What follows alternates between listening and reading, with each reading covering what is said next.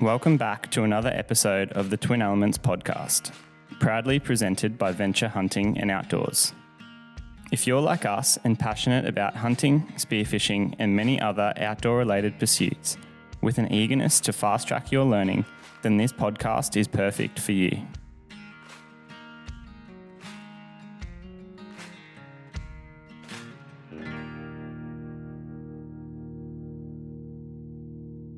G'day legends, and welcome back to another episode of the Twin Elements podcast. Today's episode, James and I are sitting down and recording from Red Deer Camp in 2026. We're also very happy to declare with some relative excitement that the rut is well and truly on. After spending our first few days of 2026 in the hills, we've had some close encounters with roaring red deer stags. We sit down today to share those stories with you all. We will also conclude the show, as always, with a couple of your listener FAQs, which have been sent in. If you have a question, then please email us at info@twinelements.com.au with subject line FAQ, or simply send either James, myself, or the Twin Elements Instagram account a message, and we'll strive to get back to you. Without further ado, we'll jump into the podcast.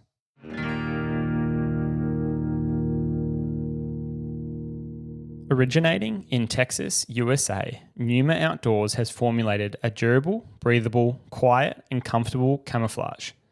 Vital for the hunt, their lineup is perfect for concealing you across all terrain, seasons, and pursuits. If you've been paying attention, then you would have seen us across our socials running the Numa lineup. Whether it's at home here in Australia or abroad in the USA hunting for elk, mule deer, and pronghorn, Numa camouflage comes with us. They have a pattern and lineup suitable for every pursuit.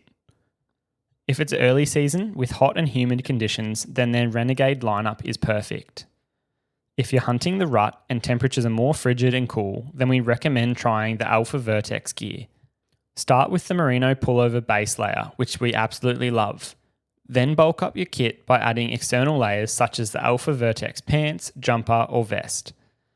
For those days where wind chill is a concern and you can't quite get warm, run their puffer jacket, gloves, or beanie and hunt super cozy and comfortable. We are pleased to announce that the Numa range and all their products we have just mentioned are stocked exclusively here in Australia by Venture Hunting and Outdoors. Head into their mega store in Brisbane or smaller store in Hamilton, Victoria to check out the whole range today. Also available via their website www.venturehunting.com.au.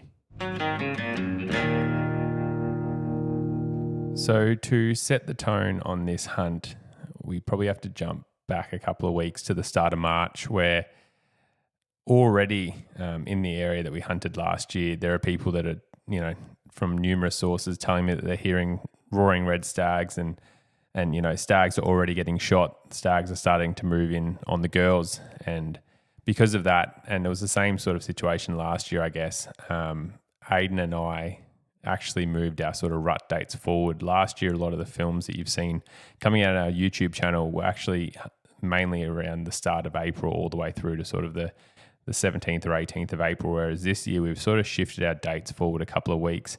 And Ayden actually arrived on the 17th of March this year just to try and get in on the rutting action a bit earlier and maybe try and capitalize on some of those mature stags that last year I felt may have got shot before we'd even started our rut hunting, I guess. So with this in mind, we started on the 18th and were very nicely greeted at first light by a roaring red stag or a couple of stags up on the hill in some thick bush. And to give you a bit more detail and background, the reason we were hunting this particular area is because on this large cattle property, they are experiencing really bad drought conditions at the moment.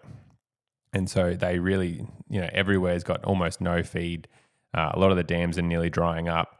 And because of that, we went and hunted a sort of roughly 1,000-acre block section that's super scrubby, but they don't actually graze it with cattle.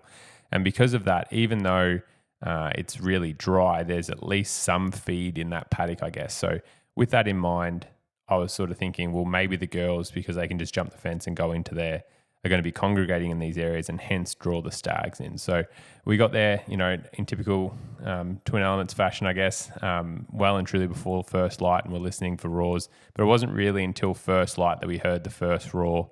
And as we moved up, we realized that this stag was sort of slowly, progressively roaring towards a dam. So we actually cut around and got back on a road, a pretty rough cut in, that at least gave us a bit of a beeline and a clear trail, because just how dry it is underfoot, like you could hear everything for like honestly 100 to 200 meters, like, being quiet. So if on that road we could move quite quickly and more importantly, be sort of undetected, I guess, as we moved in on this stag. And it was a pretty cool encounter. Like we ended up getting in on him and we could hear him raking a tree at 100 meters, and we gave out some hind calls, and it was an interesting experience because he was roaring back at us and kept raking the tree.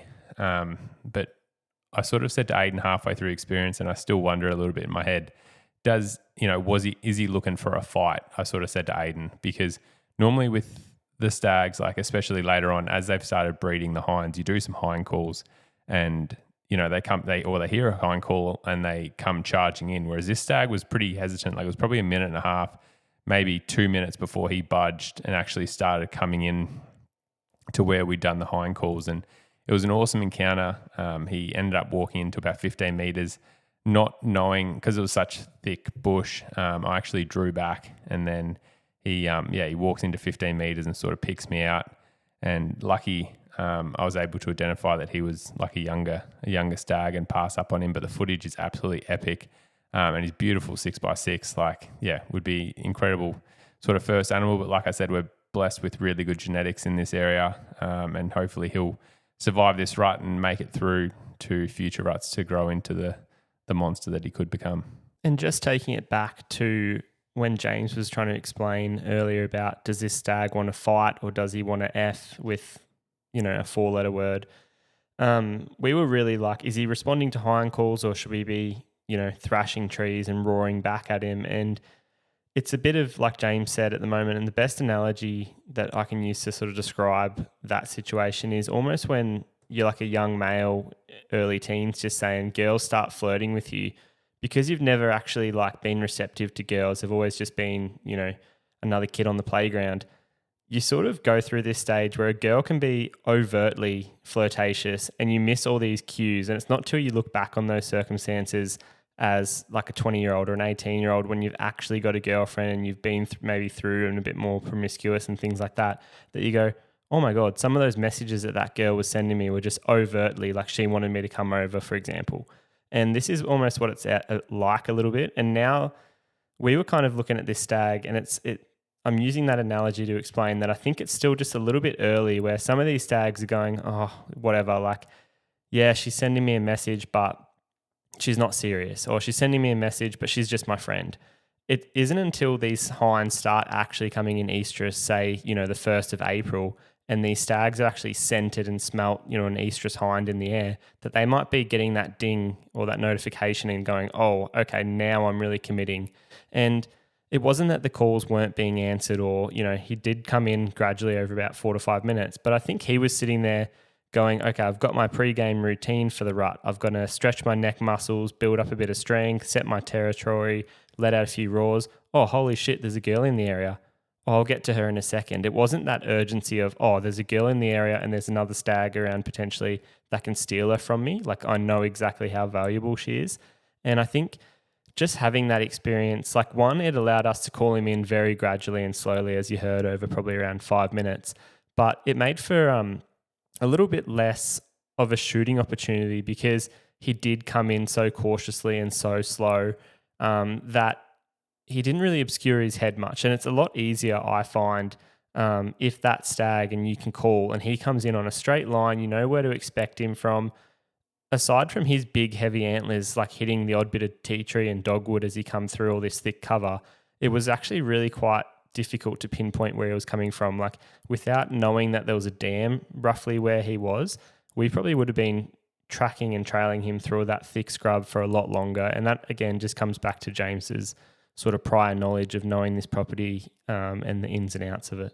Yeah, I think just in this earlier period, they're definitely like some of the stags that we'll get into like are already in that sort of rutting phase where they're with larger groups of hinds, and maybe one or two of them or whatever have started cycling. But there's definitely some stags that I feel are in that sort of sizing each other up phase still, where a roar really gets them going more than a hind call, as we'll get to. And you roar and they're really keen and they roar back and stuff. But then, you do a hind call and they're like, oh, mate, yeah, oh. And, but nonetheless, it was an awesome encounter. And that sort of shaped up that first morning. We did have a couple of more roars, but it was sort of hard to, like, where that area is, I guess, is super, super thick, sort of dogwoody, granity, sort of rough country. And so, if they're really not making noise in there, it's crunchy, it's loud, it's thick, and it's pretty hard hunting. So moving on from there, that afternoon, seeing as we'd jumped into the thick cover initially chasing roars, we thought we'd go for a bit more of advantage and let the deer come out again with sort of warmer conditions for mid-March, and just being so dry. We chose to focus more on being able to see a wide area, look through the optics, save the legs a little bit, as well as not put scent on the ground. But mainly we were targeting dams as we located or worked out that they were good areas to locate the deer coming out of the afternoon and their bedding areas, wanting to come down for a drink and then move on to feeding areas. So feeding and drinking were sort of at the top of our hit list there. So we went up to a pretty good glassing knob, and to be honest, it took probably till around 6, 7 p.m, that last hour or so of daylight, for things to start moving around on the ridge. Yeah, but when they did, they certainly came out in droves, and we'd had, I reckon maybe 20 hinds and yearling sort of things in different groups. Like, because I think the feed is so scarce at the moment, and they're just trying to get any little sort of green pick or whatever, or browse that they can, we're seeing a lot of like 1s and 2s in the hinds sort of thing. Like, it's not that, you don't get that big harem or that big mob where there's 10 or 20 in a group and a couple of stags around it. Like, it's very much still, and that may just be early days with what we're seeing, but there's still very much like, 2 hinds there, 2 hinds there, 2 hinds there. But what we did notice, sadly, on the neighbour's place, was they have a very, very green sort of, I don't know, it must be a spring or something like that. And we noticed that the hinds were coming off the ridges and sort of all just like sort of flocking and congregating to this one area. And it wasn't until really late, and there was probably 15 or so deer in there. And I sort of said to Ayden, I'm like, there's got to be a stag that comes to this at some stage. Like, and then sort of, not 10 minutes later, here comes this really nice stag. So super, super mature, and the most mature animal we've seen well and truly by a mile.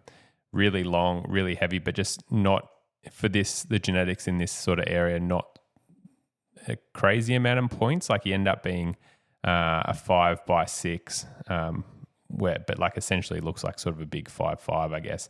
But just the boxy shape of him and how, like, the mass and stuff, and even just his head and body size and everything, you can just tell he's an old battler, and he's survived a few years, and he quite quickly became our target stag. It was interesting to see his behaviour with sort of trying to form that harem as well. Like, he, in contrast to that younger stag that we're talking about, was still going through the motions. This fella left it all on the field, as to say the least. Like, he was running around chasing a spiker. He was muddied up and had been wallowing, I dare say, in that green spring. And you could see him, like, again, it was from probably a kilometre, 2 kilometres away through the spotting scope. But you could see him running around. He was roaring quite aggressively and being quite vocal.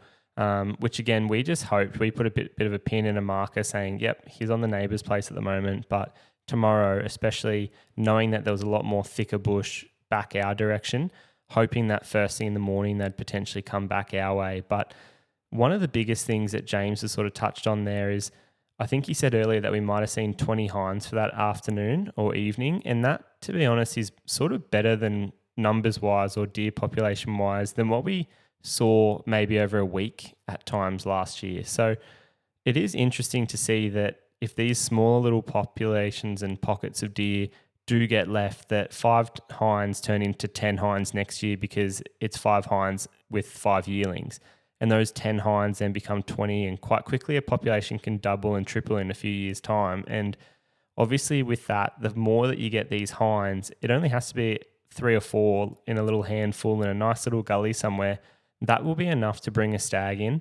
And I think it was important noticing that, especially because when James said there were like 20 there, we were counting a lot of the time hinds with fawns or yearlings, but it is the future breeding population, I guess, and it is the future stag attractant or a lure almost that brings the big boys and holds them in the area as well. Yeah, and that is an interesting, I guess, topic and conversation to add, because we normally talk about buck to doe ratio, and in that we talk more mainly with the whole buck to doe ratio about fallow deer, which in my opinion, they just breed like rats. Like if you have a couple of fallow deer on your place, or places that you hunt within, you almost need to start managing them as soon as you start seeing them, because they just, breed up so quickly. Whereas red deer can be similar, but in my experience, they're sort of the opposite. They're a very large, very red animal, and they normally quite quickly get shot out in a population. So it is pretty rare. Like you do need farmer sort of involvement, I guess, normally to have decent red numbers on a place, or they need to hide out in these sort of like dark gullies where no one goes, but and on these bigger places. But even then, they do quite get shot out easily on crops and stuff like that. But it was an interesting conversation with the actual property owner this year, because they're in such bad drought conditions. We actually spoke about doing some culling and probably shooting a fair few hinds after the rut, just to try and get the numbers at a manageable level, because they are, number one, beef producers, and secondary do like seeing the deer. And so when the feed gets into a sort of a pinch situation, I guess you do have to do your bit for management. And so, we've already had that conversation, and it looks like a fair few of the hinds that I've sort of been watching now for a little bit might be vacating shortly and getting turned into sausages or something like that. But that's just part of our role in hunting. And I think it's something that needs to be said, especially now that a lot of you guys are probably going to listen to this before the rut. Like, just keeping tabs with your farmers and property owners and stuff, especially in years like this. And, it helps out to just say, hey, I've gone and shot a couple of sows or does or even hinds or whatever. Like, everyone likes shooting that massive red stag, but when times get tough, like they don't see antlers or whatever, like they just see animals eating their grass. And so, if you're not part of that conversation with the farmer, then that's where, things happen, and that nice population that you've been managing for a couple of years now can pretty quickly get wiped out, and or they bring in someone else to do it for you or instead of you, I guess. Just something to keep in the back of your mind. I think for me, the stark contrast to last year is quite noticeable, just in terms of, I was looking back at a few photos and video from last year, the 2025 rut, and whilst it wasn't abundant with feed or water, the grass was a nice green colour. A lot of the brush had leaves on it. Even the ground had grass rather than dry, dead leaves from trees that are obviously stressed and going through this drought sort of conditions. So it's amazing, obviously, dial the calendar 12 months in the future to this year's 2026 rut, and feed is going to dictate a lot of where these hinds are. And going back to James's point earlier about that little green spillage, it was sort of like span 360 degrees from our glassing knob, look for the most green patch on, there it is, it stands out like a sore thumb. Within half an hour of glassing, as soon as that sunlight started losing a bit of its heat and a few shadows started lengthening into the afternoon, the deer just started filing out of these, darker timbered areas where it's a lot drier, a lot more brushy country, and they fed out onto that, not necessarily improved pasture, because it's nearly too dry for anyone to have crops or good pastures out at the moment. But it was just this last resort little native natural soak that had a little bit of green shoots coming up, and that's where the deer ended up, and then subsequently that's where the stag ended up roaring. So you'll hear about that big 5x5 or 5x6 very shortly. We do have another encounter with him in the coming days.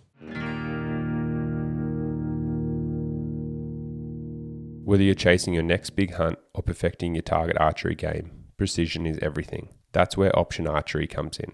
Specialising in the quiverizer and option sights, they deliver the accuracy and reliability every serious archer demands. Lightweight, durable, and engineered to perform. Those are the tools that make every shot count. Upgrade your bow setup and see the difference on your next hunt. I've particularly enjoyed the 4S sight. Transitioning from other single pins, I've enjoyed the benefit of having the option to be able to dial in a single pin or multi-pin setup. The horizontal pin orientation has also helped with my target panic and sight picture, dramatically improving my shooting.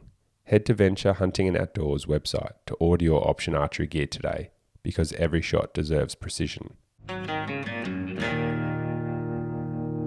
Another thing, just quickly before we move on to that hunt, is things may change because of these conditions for a lot of people hunting wise. And another thing to think about feed wise at this time of year that's a massive food source is also blackberries. So if you've got any blackberry choked gullies and stuff like that, they are like, whether it be fallow, reds, anything, goats, pigs, everything is smashing those blackberries at the moment. So yeah, just keep that in mind. If you've got some gullies that are choked with them, even though they may be on like the improved ryegrass or oats or whatever, normally this year they've probably had failed crops or not even put crops in yet. So you're going, okay, well, where are they going to go to next? And a lot of the places, blackberries is probably going to be their next food source, and they just smashing all the green leaves because it's sort of the only thing that's green at the moment. So something just keep in the back of your mind.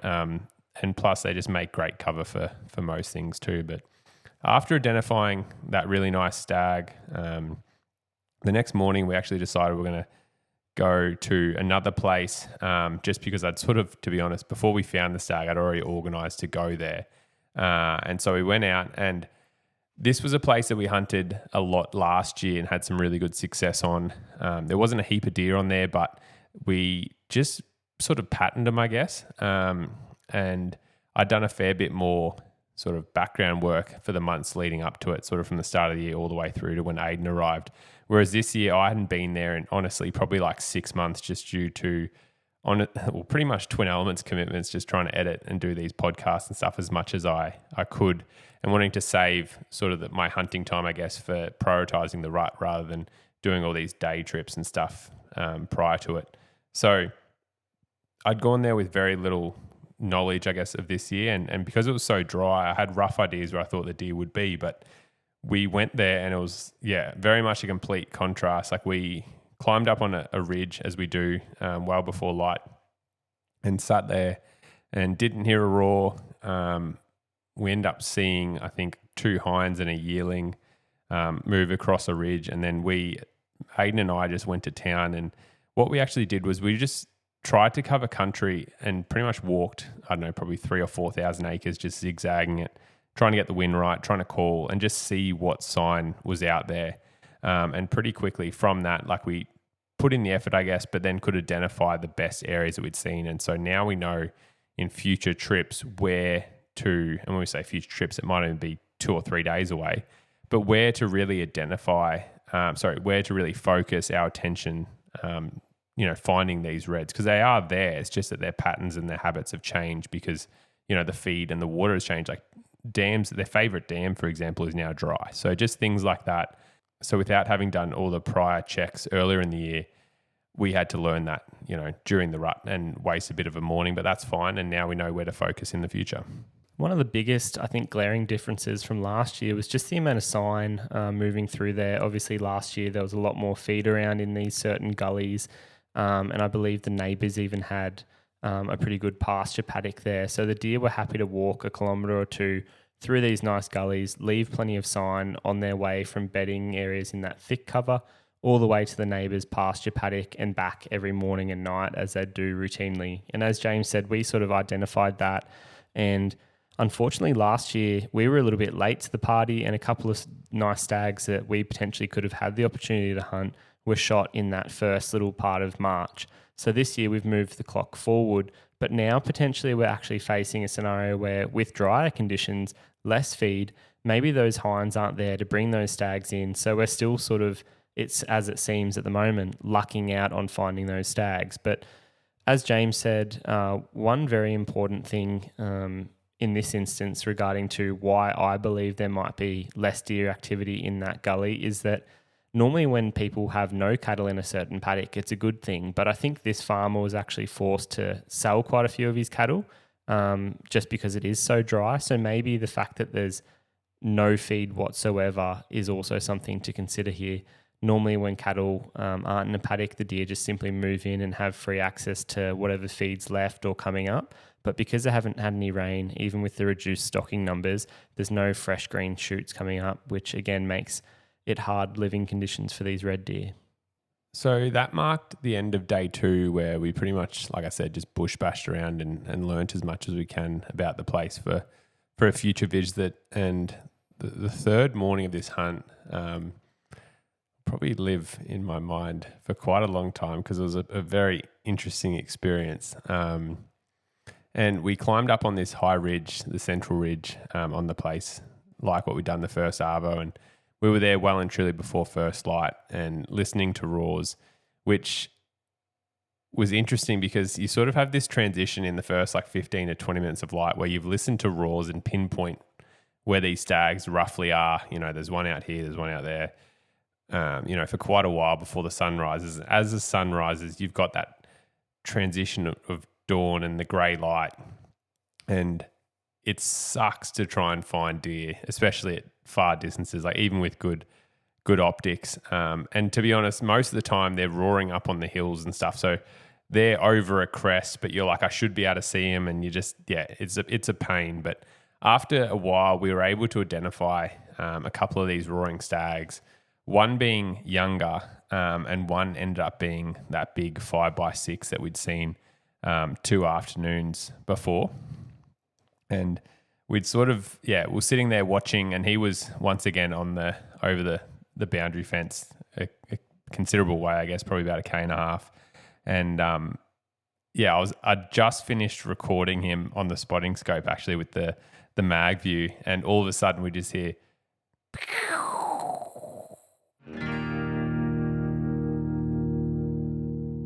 Simply put, Cayuga broadheads are one of my favourite bits of archery equipment. Engineered for success and built by experience. Not only are these broadheads the best in the business, the team behind the brand are full of great, generous people who support hunting here in Australia and beyond. Put simply, we trust Cayuga broadheads for all of our bow hunts. Whether it's giant buffalo and bangtang bulls in Australia's Northern Territory, or nimble chital deer stags along the basalt wall, we have ultimate confidence in their range. Hell, James and I have taken these Aussie-made broadheads across the world to the USA and taken critters such as elk, mule deer and pronghorn. I'm currently loving the 150 grain Zots. These incredible two-blade heads come shaving sharp out of the packet. They have field point precision, and if you're like me, love how simple they are to resharpen for the next hunt. Regardless of your preferred broadhead, quality and performance is guaranteed across the whole Cayuga range. If you would like to try them today or shoot them already and simply want to restock, then please head on over to their website and use code TWIN10, that's TWIN10, 10 numerically, at checkout for 10% off your next order. Let them know we sent you and join in the Cayuga Broadheads community. You won't be disappointed.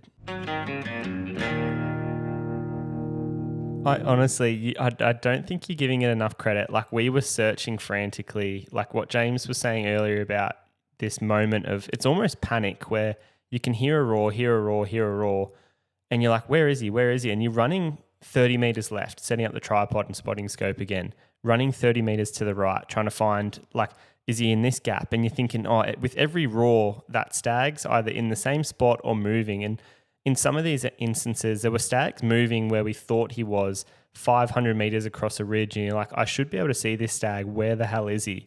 And then he just pops up on the ridge, and the whole time he was maybe 20 or 30 meters over a lip that you physically couldn't see. But the whole time during that, we were watching his hinds running up and down, spikers running up and down. And you really get this, we talk about it in a lot of our films, there's this fanatical pace at first light where, as James said, you're trying to glass these animals from 1 kilometre away, 2 kilometres away in times with these really good optics that we've got. And that's why we run these Leopold spotters. But first thing in the morning during dawn, it's almost glamorized how good it can be, because that moment before you actually get any colour and any sunlight, and that it's sort of daylight but sunlight hasn't cracked through, you're literally just looking at this grey sort of, there's no texture, there's no real tones, there's nothing to really help you. It's just tiny little dots on the horizon with a little bit of movement that might signal to you that there's an animal there. Thank goodness for us, there was a lot of roaring. But we, like, as James said, were searching for probably 20 minutes for a single stag. We finally saw the young stag, and it was kind of like, okay, good. At least we've identified what this is. And don't get us wrong, it was a beautiful stag, like probably a 14-pointer, mid 30-inch sort of long deer. But we identified him very quickly as young. And whilst we were watching him, we finally heard a roar up higher to him. And that's when we laid eyes on the 5x6. And when James says that he hears this bang, it was precedented by like overwhelming joy, because for a second it was like, okay, we're on here. This stag's crested the hill. He's coming our direction. You know, he's on the neighbour's property at the moment, but there is a chance that he's going to come and follow these hinds, which are working back towards our property. And then the heartbreak hit. Nah, it was still very much mixed emotions, in the sense that, yeah, like I said, we just heard, and like I didn't have the phone with the mag view videoing at the time, but I literally said to Ayden, like, yep, he's been shot. Like I just knew straight away. Like and then so by the time I put the mag view, like seconds later, he's like holding his leg up. Like they must have shot him just square in the shoulder. And as we worked out afterwards and thought maybe a smaller caliber rifle, just purely because we actually worked out that it was a father and son combo, and I think the son shot it looking at how the photos, like, you know, who was posing behind the deer and stuff for the photos. But yeah, the stag was standing there, and the young fella did another shot, another great shot. And, you know, that beautiful stag, that was the end of him. And they end up going up, getting some photos, taking the meat. And I mean, it was, I don't know, it's still raw in the sense that we obviously put a lot of time and commitment into trying to find these mature stags. Of all the deer that we've seen thus far, that was the most mature. I'm ecstatic that young fella got to shoot, you know, a really nice stag. But obviously, yeah, you'd be crazy and you'd call me a liar if there wasn't a bit of jealousy there, in the sense of that's the only mature stag that we've seen, and now that's sort of taken off the board, I guess. But I'm also happy that, you know, that hunter, especially being a younger hunter, like he'll remember that for the rest of his life. And I think also, like, yeah, watching him go, they went and got the truck, they went and, you know, actually caped him out, got some meat, all that type of stuff. Like, it was cool to see that process. And I also respect them more because, like, there was young deer that it's sort of hard to manage populations when obviously the stags may travel 20 Ks. And so we've seen a few young stags had some really cool encounters in as many days and passed them up thus far. And it's great to see other hunters, you know, looking for those mature stags as well. Not to say that if that was his first stag that he, in his right, couldn't just shoot any deer and I would be happy for him.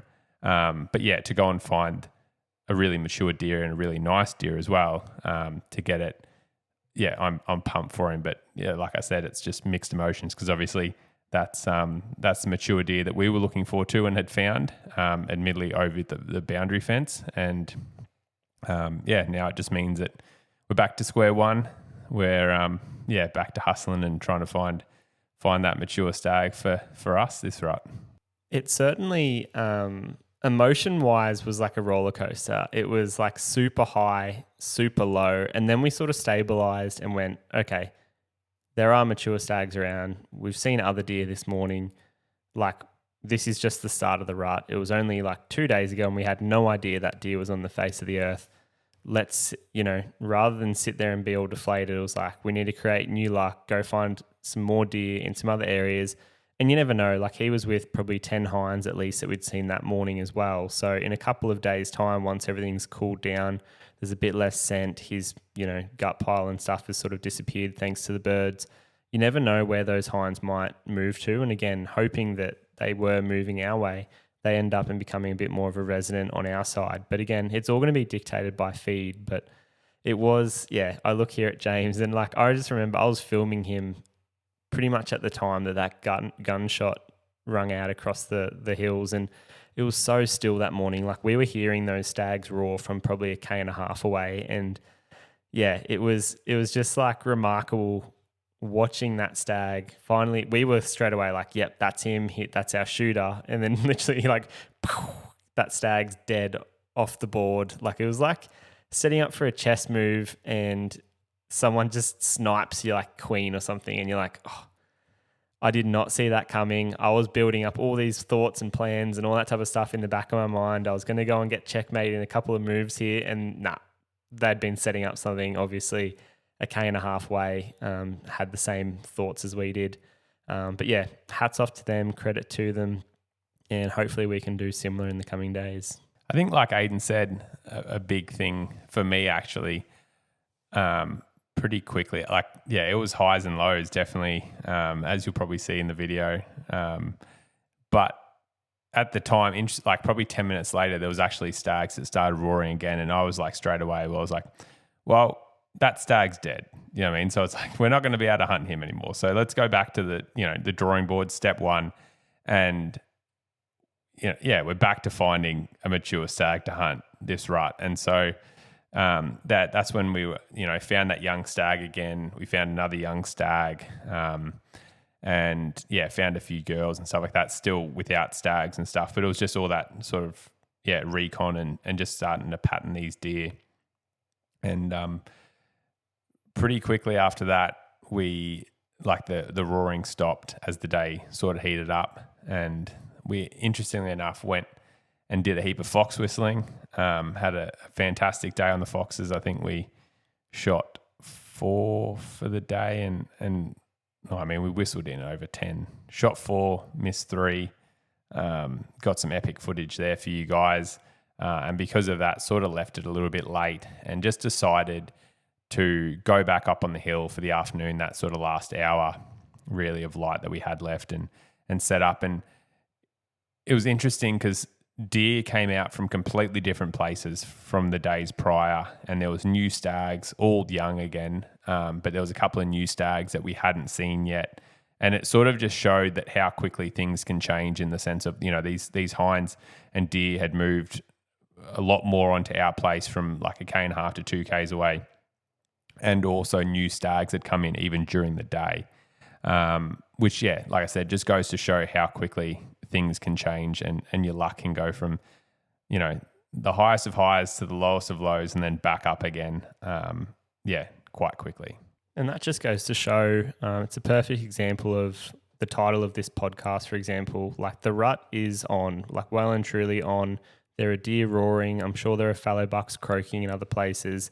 People are shooting stags, as you've just heard. So one of the biggest things is like if you're umming and ahhing, thinking, oh, I've got to wait till April for Easter weekend to have my holidays and my break. Like if you can sneak out for one day, one morning, and slip back into work by 9 a.m., this was all done and dusted in the first hour of daylight. So the stags are roaring, even if it's to just quickly chuck a trail camera out or go sit on a ridge and just hear if they're roaring. It could be like an after work night mission where you drive to your favorite block, you just go and sit on a ridge for 2 or 3 hours and work out, are the stags roaring yet? You don't even have to be hunting, but you can be doing so much at this time of year just to try and figure them out, even if it's just calling property owners. One thing that's a testament with James is how hard he works behind the scenes, and he'll call 10 different property owners that he has in this region and just say, hey mate, how's it going? I know it's dry, but if you got any paddocks where, you're seeing a few rubs because, there might not be cattle there, or have you got a crop in that paddock? Or no crops on your place at the moment because it's too dry? Yeah, too easy. And he'll call and find out what's going on. He'll talk to like literally everyone he can, every sort of resource that he can to try and figure out these deer, because in a month's time, it might be different again. And then we've got to wait another 12 months to do it all over again. So you might only get 20, 30 good roars in your lifetime. And one thing's for sure, we're definitely trying to make the most of this 2026 raw period. Yeah, I think it's just probably because I've left myself a bit short in a way.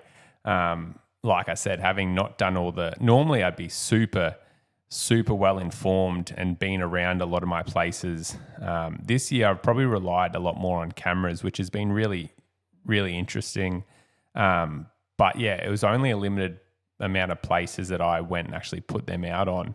And some of these bigger places, like honestly, I just didn't have enough cameras to put out. But that's where, talking to property owners, talking to pig doggers, that go and hunt the same blocks as you in Spotlight but don't shoot the deer, talking to roo shooters, I'll talk to everyone that I know that hunts my blocks, because the thing is, like, they're essentially, I mean, like, you got to read into it a little bit. Sometimes I think that people may be telling fibs, but 99% of the time I think they're telling the truth and the whole truth. But, you know, some of the information that they can give you can save you days of walking around aimlessly, that especially on the bigger places where the deer have moved from the back to the front or the front to the back, and, you know, they're hanging out here now.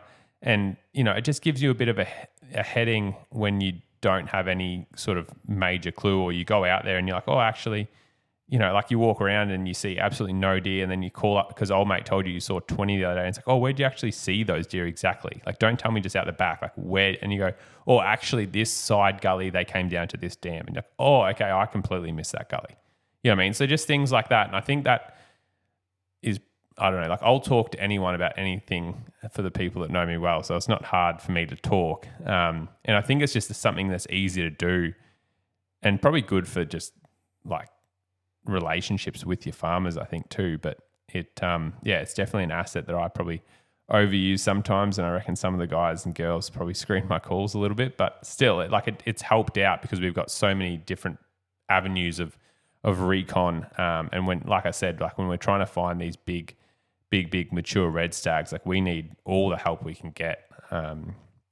So yeah, back to square one for us. Leopold optics deliver unmatched clarity. I'm running the 10x50 Santiam binoculars, and Ayden's running the BX4 range-finding binoculars. It's their low light capabilities that make them stand out from the rest, spotting game at first light on our guided hunts long before our other hunters with their inferior binoculars. Rugged, reliable, and engineered for the field, Leopold lets you spot game and judge distance with absolute confidence. Don't miss a moment. Go to Venture Hunting and Outdoors website and upgrade your vision and your hunt with Leopold, the optics trusted by serious hunters worldwide. Before we sign off, what we should talk about is this morning's events, because we had a really good hunt this morning. Again, each day it feels like, bar one day where things were a little bit quieter, but we might not have been in the right zone. Each day has been building up slowly. I feel like this morning was probably the most roaring frequency that we saw. Not many deer, but it was a high density of stags and males, I guess. But sort of based off where we actually saw deer moving from last night, we thought, let's get back in there, and hopefully as deer are moving from, you know, under the cover of darkness, feeding out in the open sort of areas, back to their bedding areas, we might be able to catch some stags in that thicker stuff roaring. Because one thing for sure is that whilst it's really nice sitting up on that high vantage point, glassing at stuff, you know, from 1 kilometre, 2 kilometres away on our side, the neighbour's side, you do get to see a lot of deer. You certainly learn a little bit about what they're chasing, whether it's water in the evenings, food in the evenings, green patches, all that type of stuff. But what you do miss is that real upfront close encounters. And I guess that's what sort of James and I went and chased this morning specifically. Yeah, I definitely had the thought that this morning, I'm like, we thrive in the thick shit. Like that's our bread and butter. Like I said to Ayden this morning, like, yeah, it's been cool, like sitting up on the ridges. And I think it's important, like learning that stuff. But like, especially me who like really loves calling in red deer, like that's, yeah, I like being like, even if you can't see like 20 meters, like as long as like old mates responding or whatever, like that's where I want to be. And so we moved up into like the thickest, shittest, gnarliest sort of dogwood with a bit of a flat. And we were there probably a little bit late. Like it took me a little bit longer to get to where I wanted to be than expected. I didn't really know sort of how far, like everything looked a bit closer on X than what I actually thought. And so we were probably coming up the ridge as the sun was coming up. I wonder if part of that is just because it's so noisy as well. Like rather than, I feel like last year, even if we had 600 meters to get to a spot, you could do that in 10 minutes before dark or before daylight, in the dark. And it sort of didn't matter because nothing was that dry, crunchy where you didn't feel like you were notifying the whole basin ahead of you. Whereas this year, I felt like it was like you take a step, then I would take a step, you take a step, I would take a step. And like for those that will see, in future episodes of the YouTube channel and all this filming and stuff that we're doing. James has been up front with the camera, with the bow this year. I've been behind with the camera, as I was explaining there. But like, I just feel like this morning we were going in the right direction to the right spot, knew where we needed to get to. It's just that you take one step and you notice that like every kangaroo 100 meters in front of you is looking your way. And then if you take another 2 steps, they're all bounding 300 meters the opposite way. And then the deer that are 400 meters away or anywhere in that vicinity are switched on and they're moving, and it just changes things so dramatically, like to the point where you can literally hear birds just flying and landing in tree branches and jumping up and down in the canopy around you. Like, it's so dry and crunchy. And that's not to even mention like the leaf litter underfoot and then that dry dogwood that we're sort of brushing through. So I think that just contributed to sort of the slower than anticipated approach this morning. I think too also because when we actually heard a roar and started moving up to it, and there was a bit of an open sort of flat bench up on the top of this ridge, but he originally, I wonder, because there was a couple of, like, we actually found a really nice game trail that was sort of moving up along to get to him, and that sort of helped us quicken the pace getting up there. But I wonder if he was, because when he first roared, like he sounded like he was just say 500 meters away and the flat was maybe 1.2 Ks away. But then he sort of always just stayed that 500 meters away. And I wonder if we just got on the same game trail as him and almost followed him up to this flat, because there was like fresh as stag tracks on it. And he was always just that bit in front of us. But because he was always that bit in front of us, we were never like, you know, it's not like when a stag roars, you're like, oh, he's a K away and you just charge the first 500 because you know that, you know, I don't know, like especially in this low density stuff, you're probably not going to bust anything between here and there. But yeah, with this morning, it was like we always felt like, and especially if you roared towards us. And then we got to the flat, or just off it, probably about 300 meters off the flat, 250 maybe. And we could hear him roaring up there. And I just said to Ayden, like, we'll set up and we'll do some hind calls, because I guess there's in my mind, there was 2 sort of outcomes that were going to happen. Like, he was either going to come down to us if he didn't have girls, or he was going to start roaring more, because he, you know, even if he does have girls, to say, hey, sweetheart, come up here, like, I'm a big boy, you want to be with me? So neither of those sort of happened in a way, in the sense that we set up and actually gave some hind calls. And that's what I mean, it's a bit almost queer at the moment, in the sense that, like, he almost went quiet for a bit. Like, there was this awkward like period where I'm like looking at Ayden like, what is happening out there? Because I'm like hind calling and you know, thinking I'm throwing out all the good stuff, and he just like really shut down. And then I looked at Ayden and like looked at the bugle tube, but I'm like, I'm going to do a roar, and did a roar, and he actually responded after a couple of minutes of doing hind calls, and was like, okay, what's going on, sort of thing. And then we were sort of doing roars and moans back and forth, and he sort of was interested but not super interested. And I looked at Ayden, he goes, do you want me to do some hind calls? I said, righto. So Ayden actually hind called, and I think Ayden actually does probably what I would describe closer to like a fawn call. It's a bit less nasally and probably a bit higher. And that seemed to get his attention. And like what we sort of told and said previous podcasts about calling, it's like, well, whatever's working, sort of keep doing that. And so I actually said to Ayden, like, let's move towards him and act like there's a hind coming towards him or a fawn coming towards him. And hopefully if we can close the distance from sort of 250 to 300 into like 100 or 80 or whatever, he might come the last little bit, because, you know, we're right there.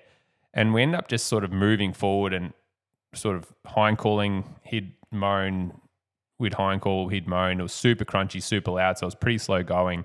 And over probably a couple of minutes, we ended up getting up to the edge of the flat, and like for about a minute and a half, the roaring had just like stopped. And we got up to the flat just in time to see a spiker across like the far side on the ground, like doing some flemmening and stuff, maybe indicating like where other deer had sort of gone in. And we sat there and gave some roars, gave some hind calls, and sort of around the edge of this hill, there was another stag, or a stag was roaring, which we'd assume was the one that had sort of moved off.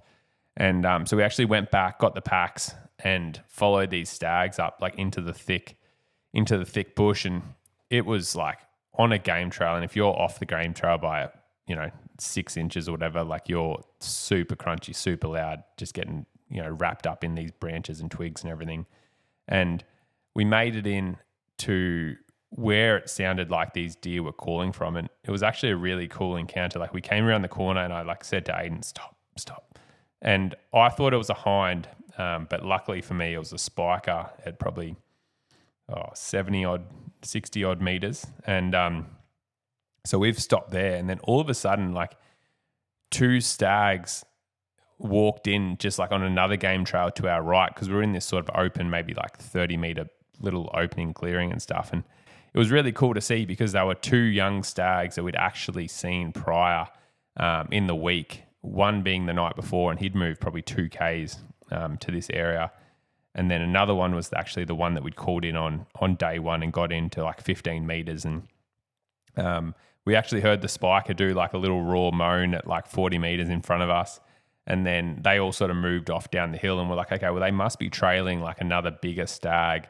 And we ended up going in there. And as we were going in, we could hear a stag raking a tree and it was like sort of off to the side. And we heard the spiker do like a little roar, maybe 100 meters below us. And I thought maybe those stags have sort of walked down that way with the spiker. And this other stag's gone off to the side and he's rubbing a tree and stuff. And then he did some roars and we ended up sneaking into, probably 35, 40 meters, I say. And he was in this like super thick little thicket. And he's just started like, just roaring his ass off. And same thing. So we're like, okay, we'll set up and we'll do some hind calls. It was interesting as well because when you say like he was roaring his ass off, he was screaming. And part of what I think incited him to actually get more vocal and like he was rubbing a tree, but I think our presence and us actually walking through some sort of thick brush and we were trying to like scale rocks as much as we could just because walking on the rocks was sort of less noisy than walking on any vegetation or dry leaf litter or anything like that. And it made it quiet enough where it probably sounded like we were deer coming towards him rather than like 2 humans. And I reckon just because he couldn't see out of all the thick dogwood he was in and he was sort of rubbing this tree, I wonder if he just thought we were hinds or maybe another stag coming. And that sort of elicited this really cool response in him. And every time we'd move a couple of meters, he would just rip a roar.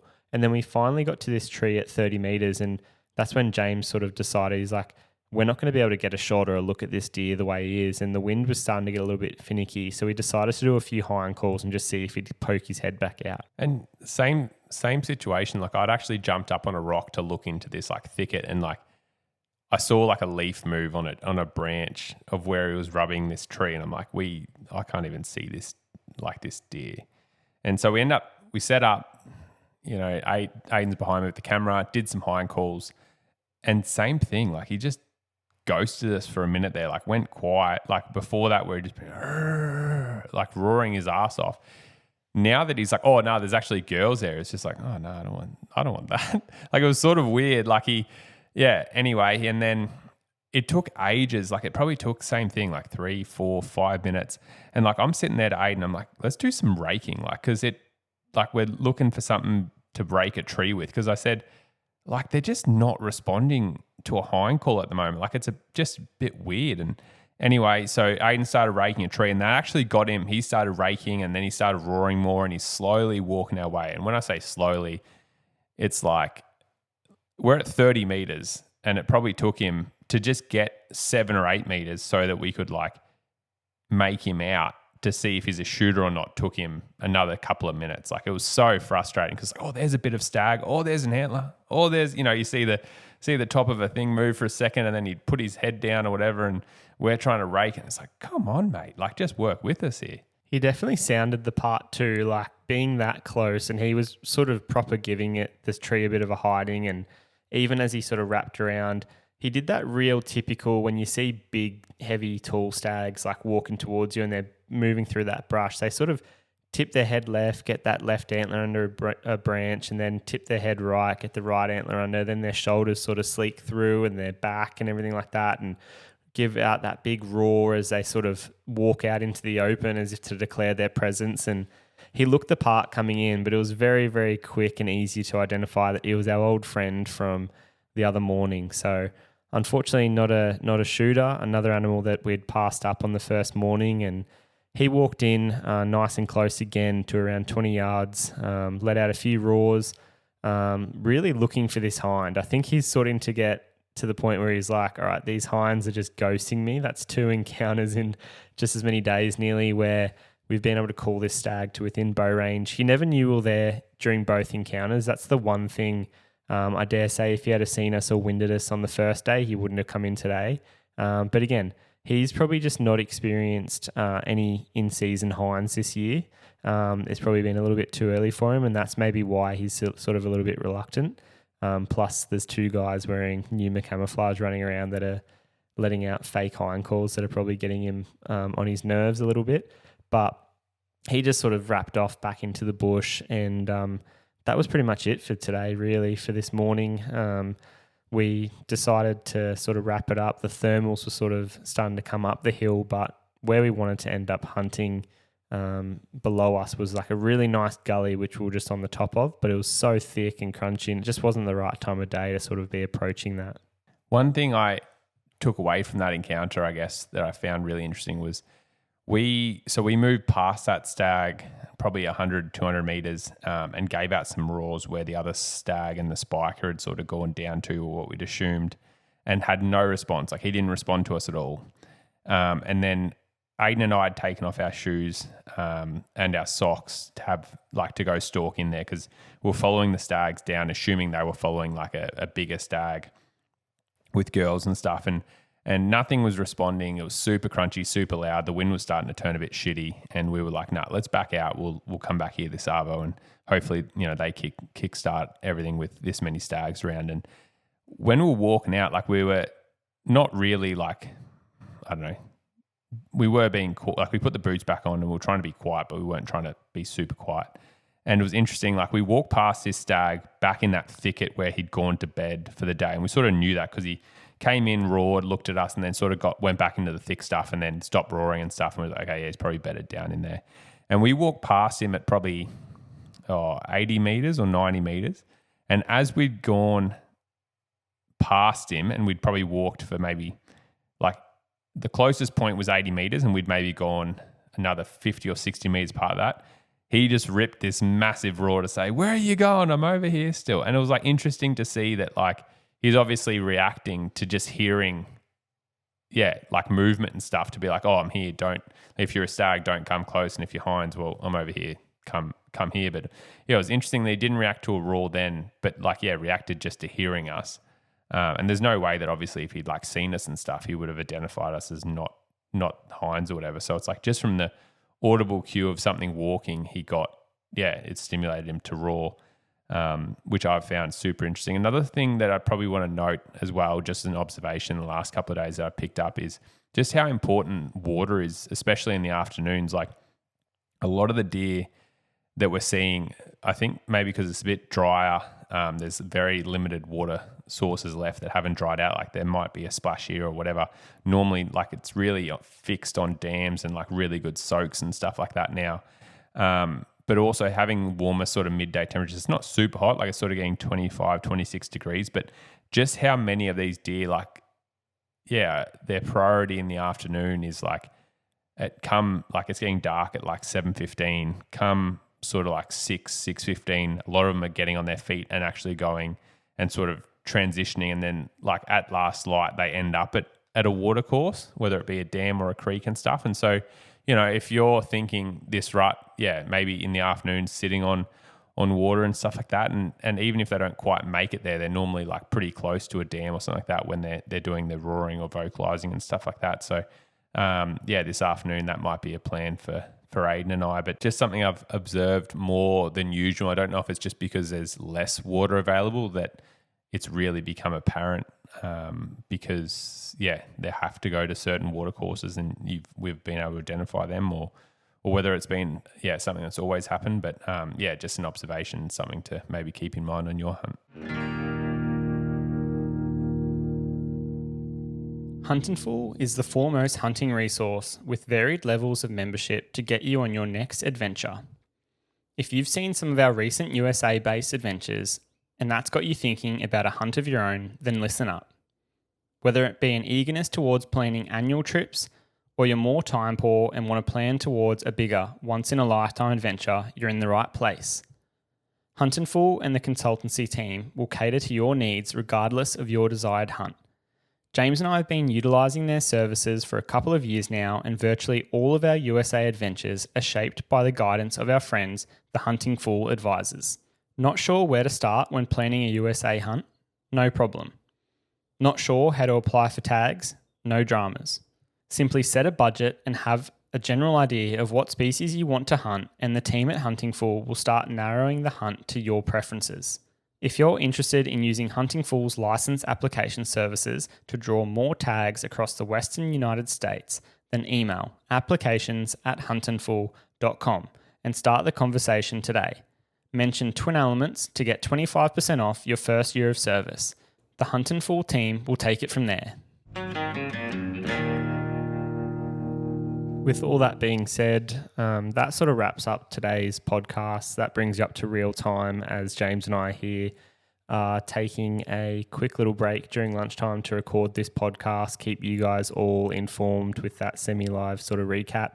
We have pretty dodgy service, so we'll try and get this out for you guys for next Monday.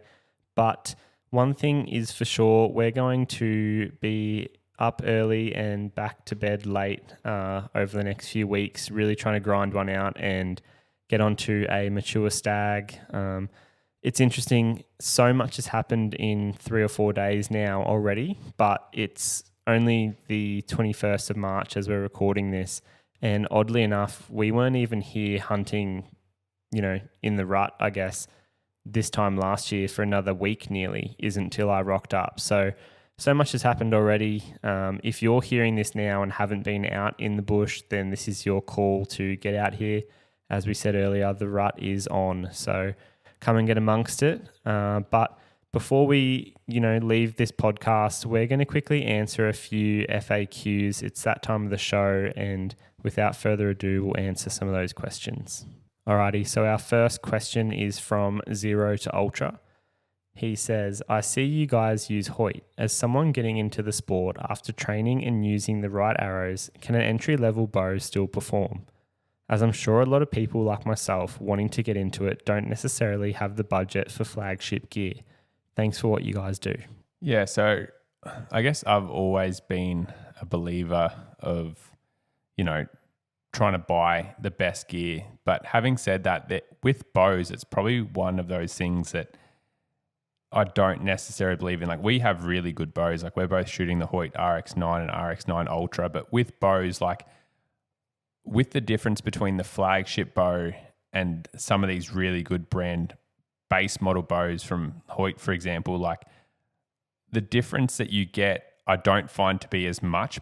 And with that money, you could buy and focus on buying like really good accessories for the bow. So buy like equivalizer and a really good sight and a really good rest, which is probably going to be more of an investment than just buying a flagship bow. Another thing also is take that extra $1,000 or $1,500 and go and buy like a really good pair of lower boots or Ebley stock pack or some good camo or something like that, which you're probably going to get more out of for the money than the difference between these best flagship bows. And like, I just look at like the Hoyt RX10s, and I'm not a bow tuning guy or a bow tech or anything like that, but I just think like the difference between like a Hoyt Torex and the RX10s, yes, there is a big difference.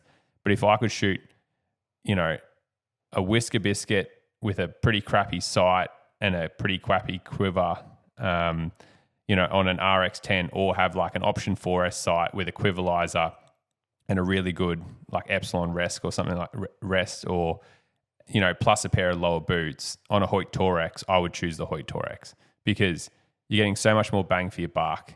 Yeah, that's what I'd do for sure. My answer to that is pretty much along the same lines. Like, I think the biggest thing is you've got to obviously be realistic with like your budget. And I think that is a bit of a barrier to entry for a lot of people wanting to get into archery, because to set up a new bow, especially if you're buying everything new and you're looking at top of the line, could be $5,000 or $6,000 by the time you get, appliances, I guess, and accessories to chuck on your bow. But my sort of cheat to this and my my answer is just because we've literally just upgraded bows. We've been fortunate enough to get the Hoyt RX9, as James said. But prior to that, like this time last year, I was shooting the Hoyt RX1. And again, that's a flagship bow, from one of the best companies, being Hoyt Archery. They've been around forever. I love my Hoyts. But what I would say to someone is, like, I sold that bow for less than $1,000. I think it was closer to $600 secondhand. And all I would recommend is for people to try and source bows secondhand from a reliable source, chuck a new set of strings on it, and that bow set up with, a new option sight. Even if it's not an option sight and you want to chuck a spot hog sight on there, there's the quiverizer, or there's tight spot quivers, whether it's Day 6 arrows or Nexus shafts or Terra Firma, whether it's Cayuga broadheads or someone else.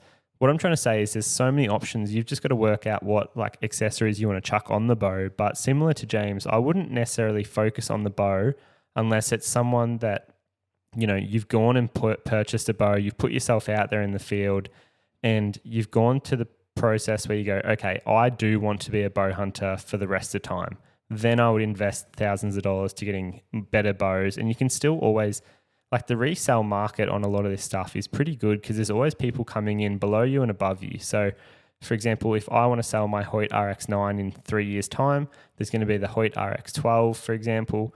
There's going to be guys that are in my position now that want to grab the Hoyt RX9 in a couple of years as a 6-year-old bow, restring it, and it's perfectly good shooting.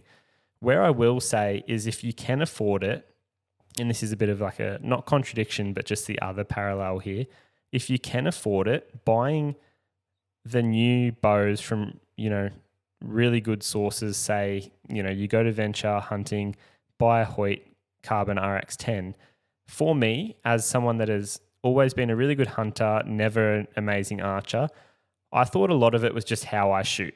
Going from a Hoyt RX1, where there's 9 years of difference, to the Hoyt RX9 this year, I noticed my groups out at 60 meters being, say, 10 inches in diameter, go to about 5 inches in diameter. And for me, that's like a massive difference, because then at 30, rather than shooting like a tennis ball, I'm shooting like closer to a 20-cent coin. And it doesn't sound like much, but that's where I think the technology jumps every 5 years, just say, not necessarily Hoyt RX9 to RX10 or 2025 bow of Matthews to 2026 bow of Matthews is very different. But it's that every 5 years, 10 years, whatever it may be, just with technology these days, with everything, let alone, bows, like it can be mobile phones, for example, laptops, TVs. But you do notice the difference between just stability, the let off, how easy my bow is now to draw back. Like I've said a few times, I shoot 80 pounds now and it's easier than my RX1, which was 70 pounds. So they're noticeable difference, but I wouldn't pay $2,000 or $3,000 for those benefits. So hopefully that answers your question. I can see James flagging me down, so he obviously wants to add to that. I was just going to say, what I would recommend, mate, just a little side note, is like get one of the better, whether it's like a Hoyt or Elite or something like that, or a Matthews, still get one of these bows. Because like what Ayden was saying about like his groupings improve significantly. Like when you buy some of these like really nasty sort of, I want to say like factory Chinese sort of made bows, you save on money, but you just add frustration. And so like as you begin your hunting process, like you may have like groups at 20 of like a dinner plate, and you think it's like there is components, no doubt, that are going to be you with your technique and stuff. But the bow, and especially like having good shafts that are the same, having all your stuff the same weight, like in terms of field tips and, all that type of stuff, or broadheads. Like there's so many other factors, but your grouping with one of these even base model flagship bows is going to be so much better. And it's going to be a lot nicer, less frustrating process as you start your journey with the bow, because, you can tune them better. They're consistent. They're not throwing arrows out left, right, and center, and your groups are going to be better, which then gives you more confidence to go hunting or out in the field or archery. And so I think it is, at a minimum, I would get a baseline or base model bow in one of these, like a Hoyt or a Matthews or an Elite or something like that, because we've discussed all aspects now, but yeah, at least sort of aim for one of those. Don't just get, the nasty off the shelf Chinese model, because it's gonna be quite frustrating for you. Our second question for today's FAQs was sent in again from Zero to Ultra. It's sort of a bit of a follow-on from that message. So he says, I've moved over from New Zealand 5 years ago, coming from a country where almost every second person hunts and you could go out almost every weekend with someone. Now getting into bow hunting myself, how do I go about getting access to property or even getting trust from people to go along with them? Any advice? Thanks again. So for this question, we've spoken at length here on the Twin Elements podcast about how to go about getting access to property. So I won't answer that here. We're probably due for in the next month or two, maybe after the rut. That can be a revisited topic where we do a literally step 1 to 10 sort of dichotomous key, almost like you see those things on social media where it's like, do you need a bow? Have you got a bow? And the answer is like yes or no. And eventually it always reroutes you around to a certain path as like buy a new bow. I think we need to sort of do something like that when it comes to getting property access, and just it is put yourself out there to get properties. Don't sit there on Facebook and whinge about not having properties. Like if you haven't gone out to your local area or an area that you anticipate that there's deer or pigs within a couple of hours drive of you, then you haven't even started looking for access. So that would be my key. Go out, and even if you have the worst rehearsed speech and can't talk in person to property owners, at least that puts you in the position where you've got a little bit of exposure, and it sort of puts you on the front foot to learning and trying to get properties. But again, for this instance, we're going to skip to the second part of this question, and I'm actually going to put James under the pump here about how to get people or trust from people to go along with them. And this is just because I know that James is someone that he's opened up his red deer access to me personally and to my dad. But more recently, I've sort of heard stories about him going out with some local people, starting off with things like goats and whatnot and fishing and all that type of stuff on properties. But I just wondered if he had some recommendations. Yeah, I think it's like, firstly for me, you've sort of got to click with the person and actually like want to hang out with them.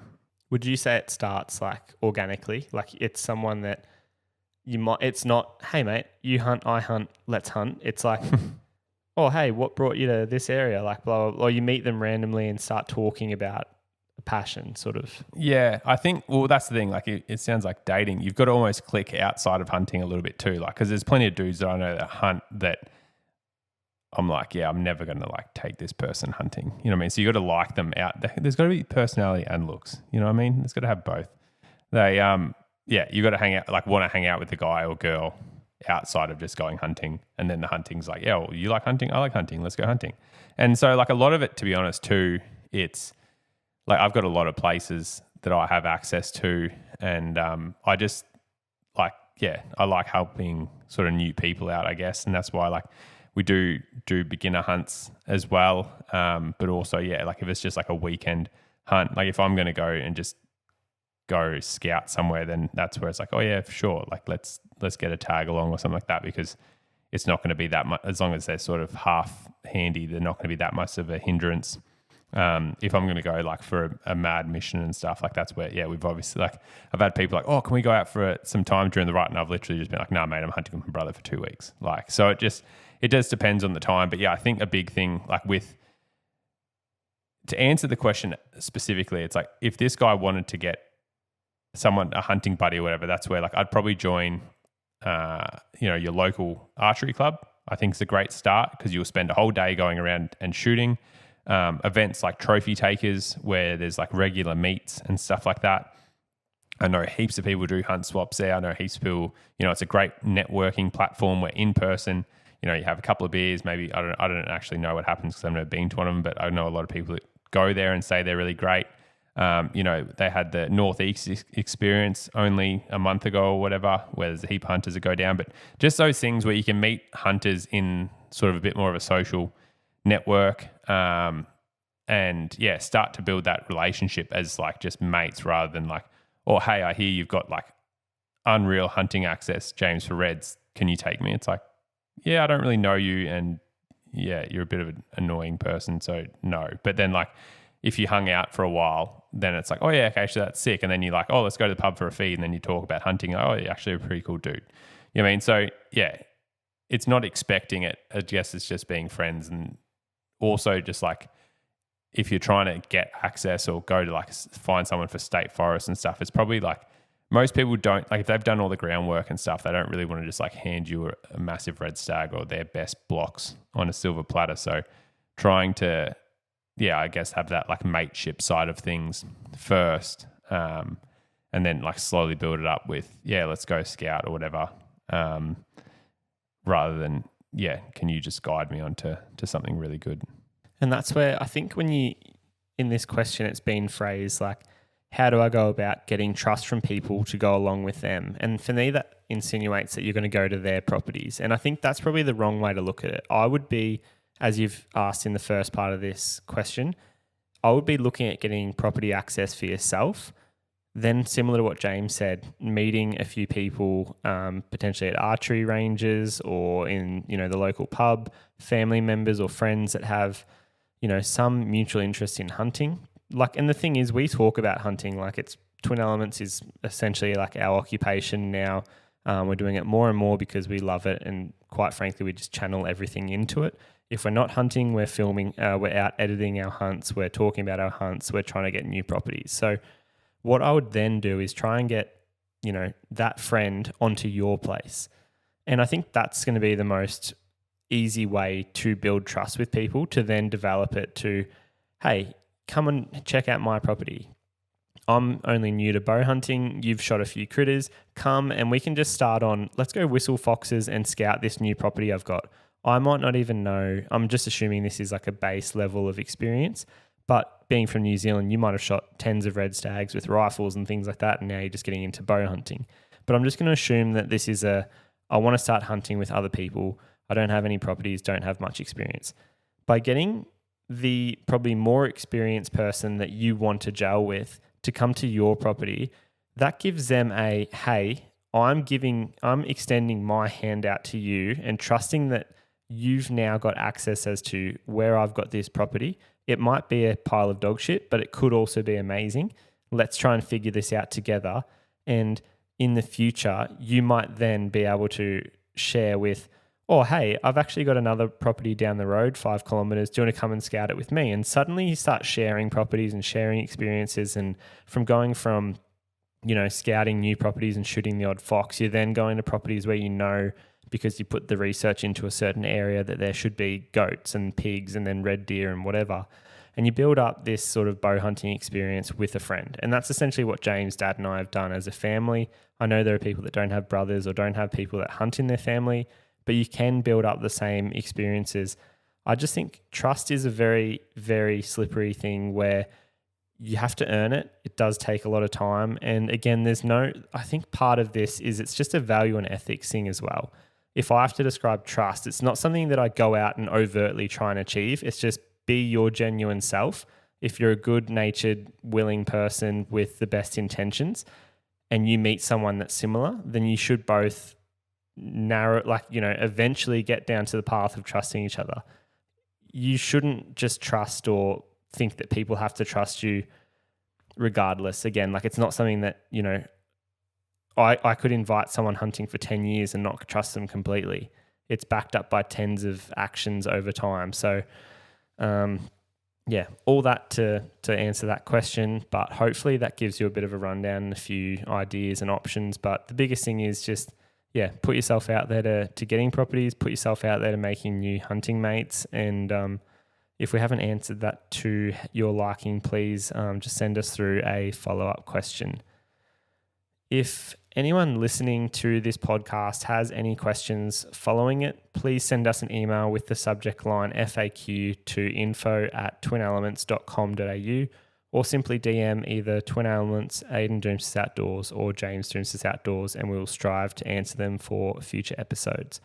For example, I have been getting tens of messages about how do you do your fallow deer calls, how do you do your red deer calls, what word do you say, for example, and then To be honest, I've been answering these on Instagram. So if anyone has that question following this, send it through, because it's pretty easy to send simple little voice messages now on Instagram these days. My partner and better half has caught me a number of times in my office just going, "Ming, ming, ming, meh, meh," and she sort of wonders what the hell I'm doing as I then start talking to my phone. But anyway, I guess that is probably a tip and a bit of a conclusion for today. If you're trying to call in any fallow bucks over the next few weeks, James likes to use the word M-I-N-G, ming, ming, ming, and I like to say mew, M-E-W, mew, mew, mew, for the fallow deer. And then for the red deer, it's really up to interpretation. James sort of holds his nose, and I don't even know what you try and say. Oh, that's definitely not saying anything. I just and then I try and go maybe a bit, like I'll pinch my nose if I'm trying to go quieter, like different, like a fawn sort of thing. But yeah, I'm definitely not. It's just sort of quite nasally, I guess. Yeah, and then for me, like even hearing you, I can hear the word nah, but then I say N-E-H. And again, just trying to imitate a baby crocodile nearly. But that is it for today's podcast. We're going to go out and hit the hill. That wraps us up. As you're hearing this, we're obviously got a month of hunting planned, but we do have our YouTube videos from last March, April up on the YouTube channel. So make sure you go over there, have a look at the red stag that I took last year, and hopefully we're going to get something more mature this year. We actually have passed up a stag of considerable size or similarity of size. And then, to be honest, in about a week to 10 days' time, we're going to hunt the secretive and minuscule hog deer. So we're very, very keen for that on April 1st. So please stay tuned for some upcoming stories and adventures over our social medias. Lastly, please, guys, we share a massive amount of information and putting a huge amount of time and effort into these podcasts. So if you can share it with a mate, if you can rate the podcast, subscribe, like it, comment, all the above, it really does help spread the word and boost it up in, where podcasts get listened. So please do that for us. It would be greatly appreciated. But for now, guys, I hope you enjoyed that podcast and that little rut recap so far. We're going to go hit the hills, so we'll catch you next week on the Twin Elements podcast.